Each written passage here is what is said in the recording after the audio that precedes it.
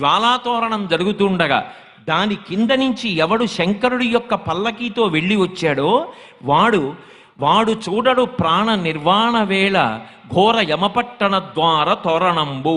యమధర్మరాజు గారి యొక్క నగరం అగ్నితోరణంతో ఉంటుందిట. దాని కింద నుంచి భయపడి జీవుడు శరీరం విడిచిపెట్టిన తరువాత పాపములు చేసి పరుగులు తీస్తూ వెడతాడు.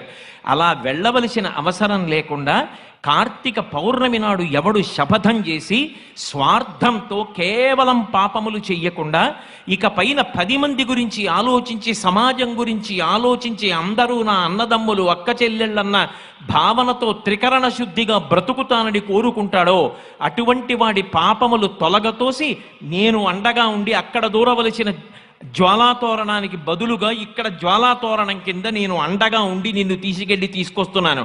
ఇక నీకు ఆ తోరణ దర్శనం లేదని భగవంతుడు